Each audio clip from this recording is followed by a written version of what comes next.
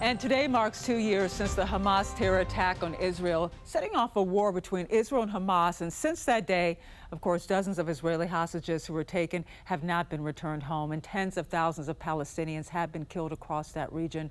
In the past 24 hours, the families of those hostages held a vigil outside of Israeli Prime Minister Benjamin Netanyahu's home, where they called for peace between the two sides and for their loved ones to return home. But today, there is a renewed sense of hope that this war between these two sides could actually end. Mediators from the U.S., Israel, and Hamas are meeting today in Egypt to finalize what could be a peace deal being brokered by the White House. The talks are expected to last a few days and will involve Hamas making important concessions during these negotiations. This is a deal that incredibly everyone just came together. They all came together. No, Israel's been great. I think we're doing very well, and I think Hamas has been agreeing to things that are very important. And Israel believes Hamas is still holding about 48 hostages, 20 of whom are still believed to be alive. Now, part of that deal would involve Hamas releasing those 48 hostages and fully disarming themselves also in the process. Now, President Trump is offering amnesty or even exile for Hamas leadership in exchange for agreeing to that deal. Now, the plan would also implement a post-war recovery plan for Gaza, including reconstruction under a U.S. and Palestinian-led coalition. Now, we're tracking the movement on these peace talks this week on Air Online. Joining me now is State Department spokesperson Tommy Pigott. First of all, thank you so much for joining us here today. It's been 2 years, as you know, since the Hamas attack on Israel, the deadliest day for Jews since the Holocaust. Very painful on this somber anniversary. We also know there are ongoing negotiations in Egypt for peace, and everything that I've read, it appears that there may have at least initially been some progress with Hamas. What's the latest on that front? Well, of course, this being 2 years since October 7th, it's a reminder that we stand with Israel, that we stand with Israel's right to defend itself. And as President Trump often says, we need to remember October 7th. We need to see the hostages released, and we have been working towards that. It's a reminder and a reaffirmation of our commitment to do that. And then through this process, hopefully, getting the hostages released, ending this dark chapter in history, but then also hopefully laying those foundations for peace and prosperity throughout the entire region. As President Trump said in the Oval Office just a few hours ago, talking about the fact that in some way or another conflict like this has been going on for hundreds of years, if not thousands of years. And we have a chance here through the support we're seeing across the Arab world, our European partners, to end this dark chapter, release the hostages, and lay those foundations for peace and prosperity to see, as President Trump said just a few months ago, a golden age for the Middle East. That's what we're working towards here. And, you know, as it's been stated, this is a very complex process with these ongoing negotiations. We've been here before. I've heard that, you know, we could potentially see some resolution by the end of this week, but correct me if I'm wrong.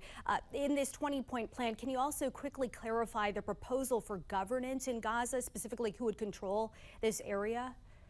Well, look, a lot of these talks are ongoing, and I'm not going to get ahead of these talks nor speculate what may happen in the future here. As the Secretary said over the weekend, no one says this is going to be easy. This is going to be difficult. This is going to be hard work. This administration is putting in the hard work. We're seeing, as President Trump just said recently, administration representatives in the region talking about this. I think also it's important, again, to remember that context of all of the countries across the world that are supporting this initiative, that support this peace plan. Only President Trump could bring together all of these countries together in support of this peace plan to implement this plan. So those talks are ongoing, but as the Secretary made clear over the weekend in a series of interviews, and as we've been clear from the very beginning of this administration, there can be no long-term peace and prosperity with Hamas as a governing force in Gaza or otherwise. So these talks are ongoing, but we've been very clear on that in terms of there can be no long-term peace and prosperity with Hamas as a governing force in Gaza or otherwise.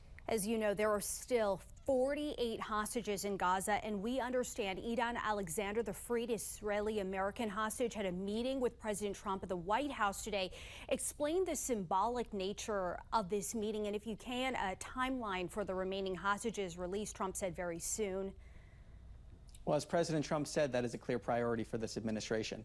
And as President Trump has said from the very beginning of this administration, bringing Americans home is a massive priority for this administration, both Idan Alexander, but Americans across the world as well. And we've seen that happen again and again and again. The highest priority of this administration, this State Department, being the safety and security of Americans at home and abroad, working for that continually. But the president reaffirming today that we need to see the hostages released immediately. He's been very clear on that. He's been working towards that. The secretary has been very clear on that. That is a high priority here during these plans, these discussions that are ongoing currently. And in the midst of all of this, there is a government shutdown. How could that impact day-to-day diplomatic and foreign relations? And also, what message does this send internationally? Well, I think ultimately what it's showing is, of course, we're continuing here at the State Department the critical missions that we possibly can. Protecting the national security of the United States, continuing those critical missions such as passport services, consular services. So if you're overseas and you're in trouble, please contact the embassy. Please contact the local consulate. They will be able to assist you, hopefully, in those efforts. So those remain open, those critical missions. But to be honest with this, there are less people working here at the State Department now than there were during when the government was open. And that's having an effect on our foreign policy. We are seeing the fact that we're missing proactive opportunities in order to push our foreign policy forward because of the shutdown. And what that means is a lot of these issues we're seeing in the news from day in and day out are often the result of hard work happening at the State Department for many months. And we're missing a lot of those proactive opportunities because some critics of this administration voted to shut down the government. And make no mistake on this, President Trump wants the government to open. He wants the continuing resolution to pass. He does not want this government to be shut down, but critics in Congress are instead insisting on shutting down the government. Well, speaking of diplomatic relations, the Trump administration, as you know, has ramped up deadly attacks on alleged drug boats off the coast of Venezuela. Trump reportedly called off diplomatic outreach to Venezuela. The U.S. is already now in a non-international armed conflict with drug cartels. Can you shed some light on that? Is de-escalation feasible?